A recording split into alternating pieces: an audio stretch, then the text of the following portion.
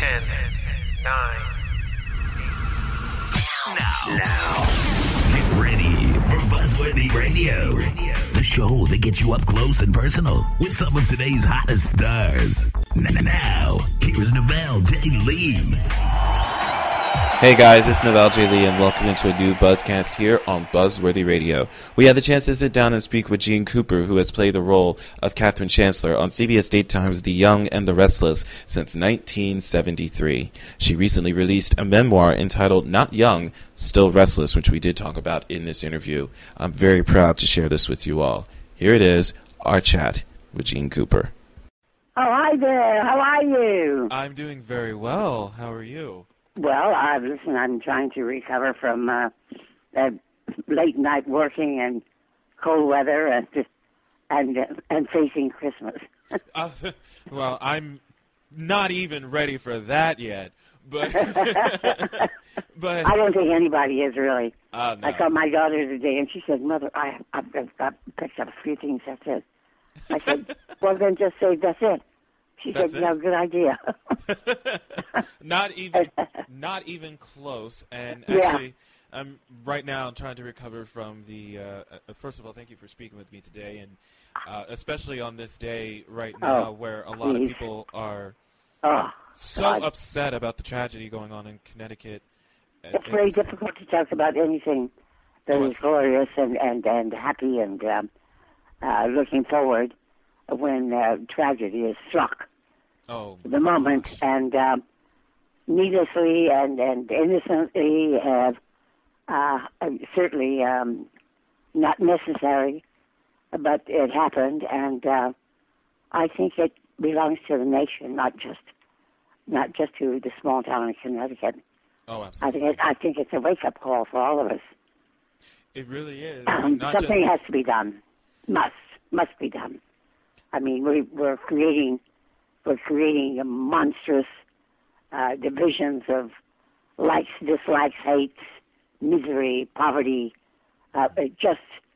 We have given people who don't have 100% facility.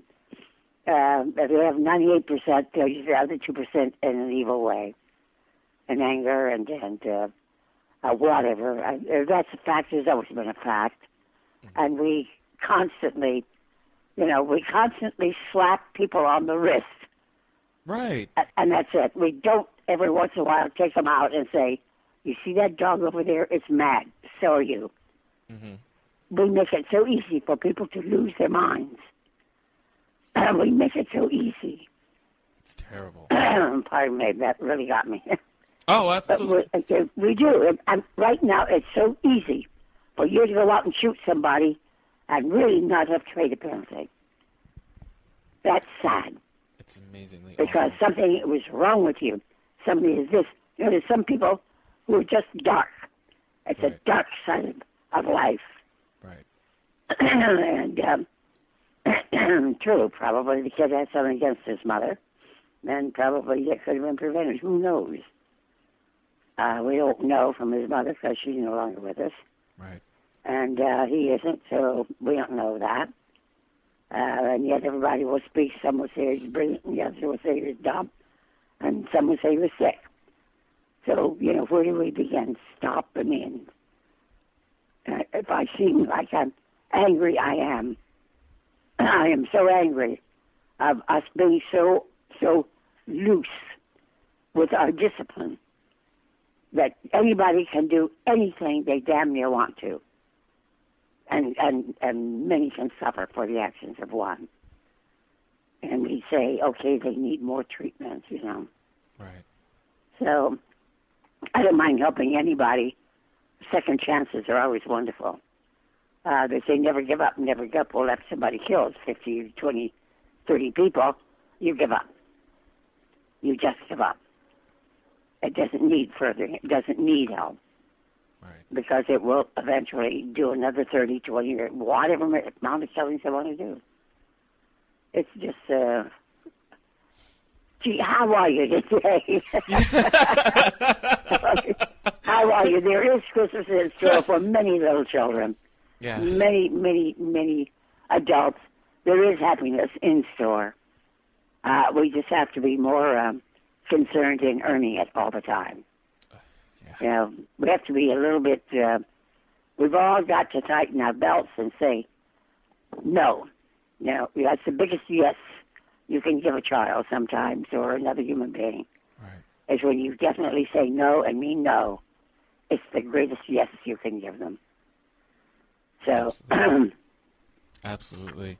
There it is. I'm like trying to hold back my tears a little bit while I'm talking to you, because I'm already was crying about this earlier, and I'm gonna start crying again. But yeah, we all should.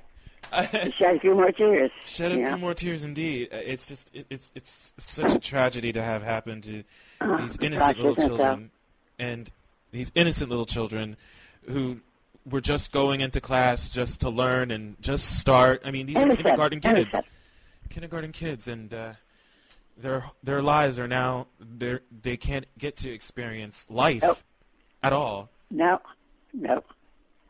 It's like taking a puppy dog and saying you're not worth anything and stepping on his head. Yes. Throwing the river, throw a life down. Yeah, the innocence is what gets you. If they were evil old kids and they did dark things, these are innocent little kids. Yeah. You know? Yeah. But we do that among adults, too. Everybody has to stop thinking in terms of little animals, little people. Great big people need just as much love, if not more so. Absolutely. And we just have to be more, I think, I really, really think that we just have to know that we put some rules out there and say, if you do this, this is what you will get in return. And not to have 18 groups go against it, and the person gets out and does it all over again. Right. You know, there's going to be innocence suffer with the guilties. There already has been. But you can't look. We've just become a nation of. There's an excuse for everything. You know, in the days of great jewel thieves, they never carried guns because they'd never be accused of murder. Right. They'd go to jail and come out again. And today, I mean, come on, somebody just walking down the street and has an Uzi. Says, I think I'll kill 10 people today. And does it. Because people have become to mean nothing more than, you know, an oversupply of alligators and piss ants, and you know, we become like insects of the earth and treated as such. You know, we've not made it a penalty of simply saying, you know, no, we're not. We may be a little overpopulated. Maybe we should teach something else, but you know, you don't say, well, what does it matter? You know, life matters. Whether you're an insect or a human being, but right. You know. Anyway, what do you want for Christmas? Yes. What do I want for world peace? Is what I want for Christmas. True, but you must understand that will never be. Yeah, I know. Peace that we can get along with. That's what you pray for. Yeah. There will never be peace. There will never be peace on this planet. This planet doesn't suggest it. This planet is a very violent place. Yeah. And you're here to survive it, enjoy it, and keep it, keep it going. That's what we're here for. But this planet is a magnificent thing if you can survive it and learn how to live with it.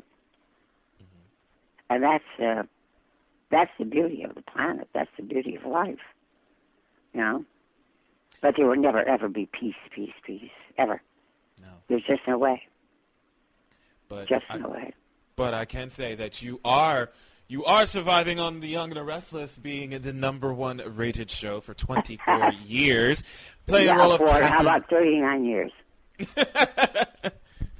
You've been playing 40 years coming up. 40 years. 40 years in coming January. This March. In March, can you believe that? No, I can't. In the rate of daytime and how it has been in recent years with certain shows being canceled, you know, it's a blessing to see a show make it to its 40th anniversary now. Oh, gosh, yes. I can't say that I'm not happy, because I really am. I really, really am, that it's marking its 40th. Listen, I signed up for 3 years and said that will be it. And it, you know, it became my institution for raising 3 kids and seeing them into a decent education. And it has brought some beautiful things in my life. I've met people that I would have never met in a million years, and looked at them, listened to them, and understand them as they would me, and bring it all home, wrap it up, put it in a portrayal of another person that seems to be a standard bearer in many ways. For everybody to say, "Go get them, girl," that's what I would do. So I rather, as I said before, I taught her everything she knows, but I've collected it from a multitude of people and enjoyed every minute of it. So as long as I live, she lives, and I have 4 generations of people coming up to me all over the world. That's what's amazing. All over the world. Didn't you believe that? It's exciting. It's exciting. What, in your opinion, makes The Young and the Restless stand out above the rest of all the daytime shows? Because, you know, everybody, including my mom actually asked me this. It's like, have you ever met Katherine Chancellor before? I'm like, no. Because she's a huge fan. And it's just these characters, Victor, Nikki, Jack, Kay, Jill. Yeah.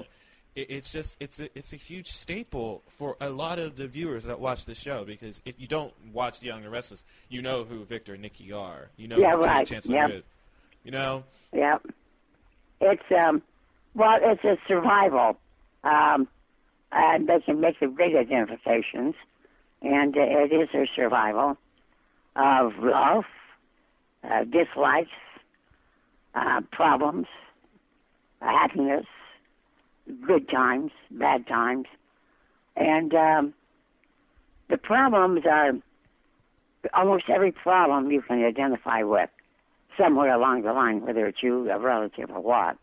Mm-hmm. And this has been the success of the show.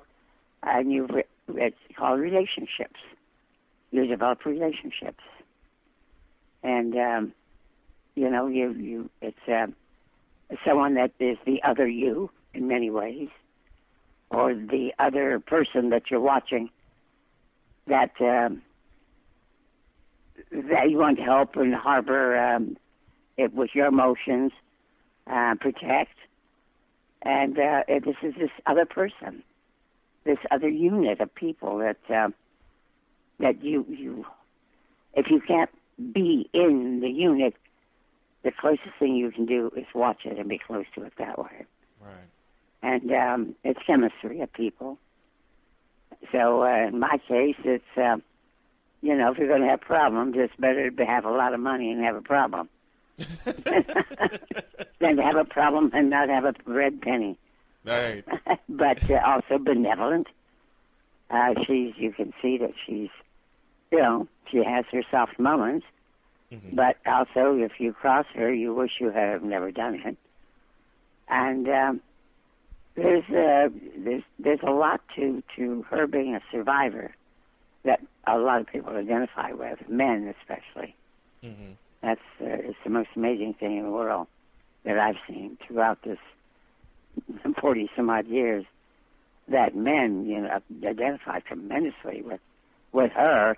In terms of what they have to put up with, you know. Yes. With Victor, he just knocks him in the head, you know, butts him and takes it and walks on with his millions. But Catherine's a salty person. She's hung in there, and you know, in my book when I talk about certain things, I mean, to see them as the end all. To be a be-all, end-all is not very true. Mm-hmm. I'm just very honest. Something happened, it happened. And a